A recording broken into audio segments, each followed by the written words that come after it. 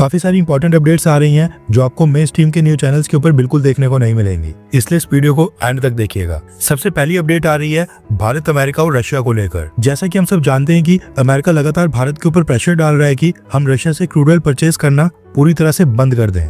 और अब जब भारत और अमेरिका की ट्रेड डील की अनाउंसमेंट हो गई है तो प्रेशर भारत के ऊपर और भी ज्यादा बढ़ गया है। अमेरिका के प्रेशर के बाद भारत की रिलायंस इंडस्ट्रीज ने तो पूरी तरह से रशियन ऑयल बंद कर दिया है, जबकि भारत की कुछ सरकारी ऑयल रिफाइनरीज हैं जिन्होंने रशियन ऑयल के ऑर्डर्स प्लेस करना अब थोड़ा सा कम कर दिया है। रशियन ऑयल पूरी तरह से बंद नहीं किया है, इसकी भारत सरकार ने अभी तक पुष्टि नहीं की है, लेकिन पहले से काफी कम क्वांटिटी में अब रशियन ऑयल भारत परचेज कर रहा है। ऐसे में अपने क्रूड ऑयल को और भी लुक्रेटिव और अट्रैक्टिव बनाने के लिए रशिया ने अपने क्रूड ऑयल के ऊपर भारत को और भी ह्यूज डिस्काउंट देने की अनाउंसमेंट कर दी है। रेफरेंस के लिए आपकी स्क्रीन के ऊपर आर्टिकल का स्क्रीनशॉट है।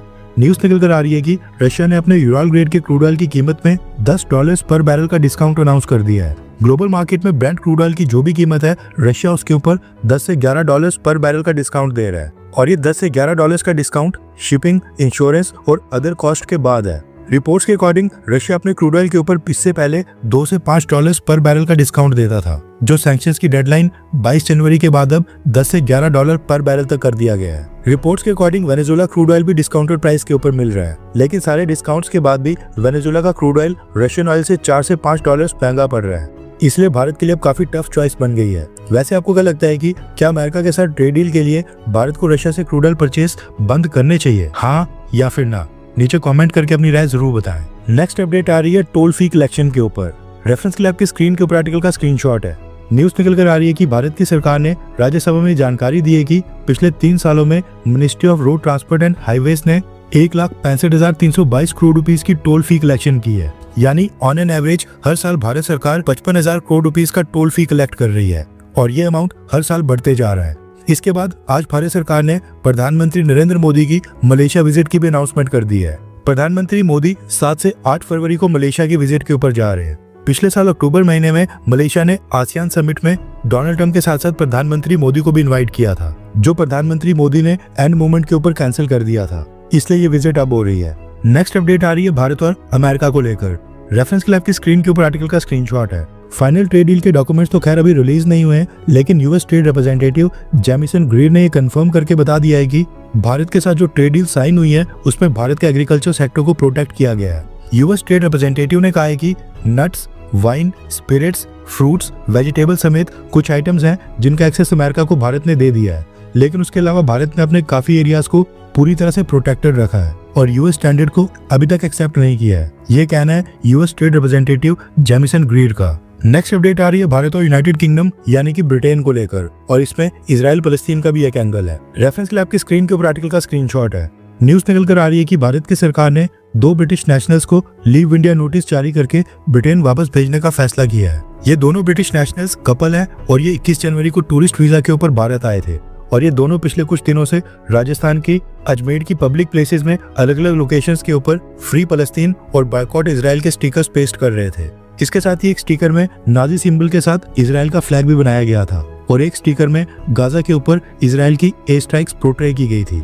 राजस्थान पुलिस के नोटिस में जब ये मैटर आया तो सेंट्रल इंटेलिजेंस एजेंसीज सीआईडी और आईबी को इसमें इन्वॉल्व किया गया, जिसके बाद सेंट्रल इंटेलिजेंस एजेंसीज ने इस कपल को ट्रैक डाउन किया। सीसीटीवी फुटेज से पता चला कि ये कपल पुष्कर में रह रहा है। इनको हिरासत में लिया गया। इंटेलिजेंस एजेंसीज ने इनकी पूरी इंटेरोगेशन की और पता लगाया कि ये भारत में कहां पर रहे, इन्होंने भारत में क्या क्या एक्टिविटीज की और ये किनके साथ मिले थे। इमिग्रेशन एंड फॉरेनर्स एक्ट के अंडर इनके खिलाफ केस फाइल किया गया और टूरिस्ट वीजा के रूल्स को वायलेट करने के लिए इनका वीजा भारत की सरकार ने रिवोक कर दिया है और इन्हें तुरंत ही भारत से वापस जाने के आदेश दे दिए हैं। टूरिस्ट वीजा के ऊपर जब भी कोई व्यक्ति भारत आता है तो उसको पॉलिटिकल, रिलीजियस, आइडियोलॉजिकल और यहाँ पर प्रोटेस्ट में शामिल होने की परमिशन नहीं होती है। वायलेशंस करने के ऊपर डिटेंशन और जेल का भी प्रावधान है, लेकिन इस केस में भारत ने इंटेरोगेशन कंप्लीट करने के बाद इनको लीव इंडिया नोटिस इशू करके दोनों ब्रिटिश नेशनल्स को वापस जाने के आदेश दे दिए और जहाँ जहाँ पर इन्होंने स्टिकर्स पेस्ट किए थे अथॉरिटीज को वहाँ से सभी स्टिकर्स रिमूव करने के आदेश दे दिए गए हैं। नेक्स्ट अपडेट आ रही है सिलीगुड़ी कॉरिडोर यानी कि चिकन नेक को लेकर,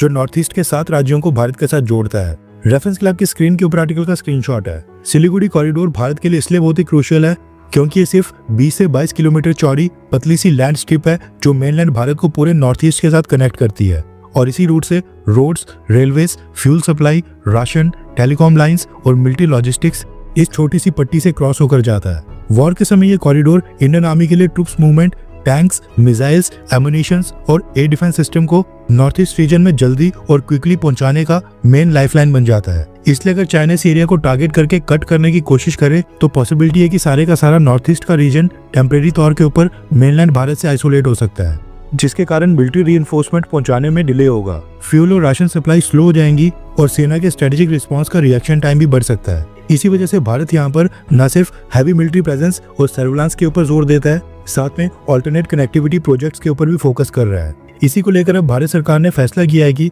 सिलीगुड़ी कॉरिडोर का ये जो रीजन है, यहाँ पर अब अंडरग्राउंड रेलवे ट्रैक्स बिछाने का फैसला किया है, ताकि किसी भी वॉर या फिर मिलिट्री टेंशन के समय सेना की मूवमेंट और बाकी सप्लाई लाइंस पूरी तरह से सिक्योर और अनइंटरप्टेड रहें। सरफेस के ऊपर बने ट्रैक्स मॉडर्न वॉरफेयर की वजह से ड्रोन्स, मिसाइल्स या फिर आर्टिलरी से इजीली टारगेट हो सकते हैं, जबकि अंडरग्राउंड नेटवर्क्स को डिस्ट्रॉय करना काफी मुश्किल हो जाता है। रेलवे मिनिस्टर अश्विनी वैष्णव सर ने खुद इसकी अनाउंसमेंट की है और ये जो अंडरग्राउंड सेक्शन बनने वाला है, ये वेस्ट बंगाल के तिनमिले हाथ और रंगापानी स्टेशन के बीच बनाया जाएगा। रेलवे मिनिस्टर ने कहा है कि ये प्रोजेक्ट भारत की सिक्योरिटी के लिहाज से रेलवे का एक बहुत ही इंपॉर्टेंट प्रोजेक्ट होने वाला है। बांग्लादेश में शेख हसीना के रिमूवल के बाद चिकन नेक की सिक्योरिटी अब और भी ज्यादा इंपॉर्टेंट हो गई है। प्रोफेसर मोहम्मद यूनुस चाइना जाकर नॉर्थ ईस्ट की बात करके आया था और उसने सिलीगुड़ी कॉरिडोर के पास एक पुरानी एयर स्ट्रिप को भी वापस से एक्टिवेट करने के आदेश दे दिए हैं। ऊपर से चाइना की भी भारत के अरुणाचल प्रदेश के ऊपर गंदी नजर है। ऐसे में भारत सरकार सिलीगुड़ी कॉरिडोर की इस रीजन को और भी सिक्योर करने के लिए स्टेप उठा रही है। नेक्स्ट अपडेट आ रही है गल्फ कॉर्पोरेशन काउंसिल को लेकर, जिसमें गल्फ के 6 देश आते हैं: Saudi Arabia, the UAE, Qatar, Kuwait, Oman और बहरीन। रेफरेंस लैब की स्क्रीन के ऊपर आर्टिकल का स्क्रीनशॉट है। न्यूज निकल कर आ रही है कि भारत गल्फ कॉर्पोरेशन काउंसिल के साथ फ्री ट्रेड एग्रीमेंट के लिए terms of reference document sign करने वाला है। आज भारत के trade and commerce minister Piyush Goyal sir खुद ये डॉक्यूमेंट साइन करेंगे। टर्म्स ऑफ रेफरेंस डॉक्यूमेंट एक एक्चुअल फ्री ट्रेड एग्रीमेंट नहीं होता है। टर्म्स ऑफ रेफरेंस का मतलब होता है एक ऑफिशियल ब्लूप्रिंट जिसपे ये मेंशन किया जाता है कि फ्री ट्रेड एग्रीमेंट की बातचीत में कौन कौन से रूल्स को फॉलो किया जाएगा, टाइमलाइन और क्या ऑब्जेक्टिव्स होंगे। इसमें यह भी डिसाइड होता है कि कौन कौन से सेक्टर्स डील के अंदर कवर होंगे, कौन से सेक्टर्स को ओपन नहीं किया जाएगा यानी प्रोटेक्ट किया जाएगा। For example, gulf countries crude oil और नेचुरल गैस को कभी भी एफटीए के अंदर इंक्लूड नहीं करेंगी और भारत कभी भी एग्रीकल्चर और डेयरी सेक्टर को ओपन नहीं करेगा। आसान भाषा में कहें तो फ्री ट्रेड एग्रीमेंट की टॉक स्टार्ट करने का पहला स्टेप यही term of reference document sign करना होता है। इससे पहले भारत ने गल्फ कॉर्पोरेशन काउंसिल के साथ फ्री ट्रेड एग्रीमेंट की टॉक स्टार्ट की थी साल 2006 और साल 2008 में। दोनों बार ये टॉक्स फेल हो गई थी। भारत और गल्फ कॉर्पोरेशन काउंसिल का टारगेट है साल 2026 एंड होने से पहले ये फ्री ट्रेड एग्रीमेंट की नेगोशिएशंस कंप्लीट कर दी जाए। नेक्स्ट अपडेट आ रही है भारत और बांग्लादेश को लेकर।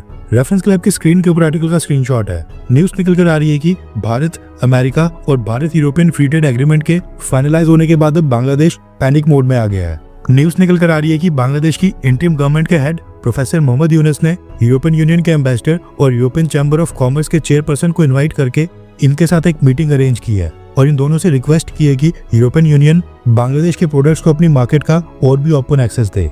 नेक्स्ट अपडेट आ रही है भारत और श्रीलंका को लेकर।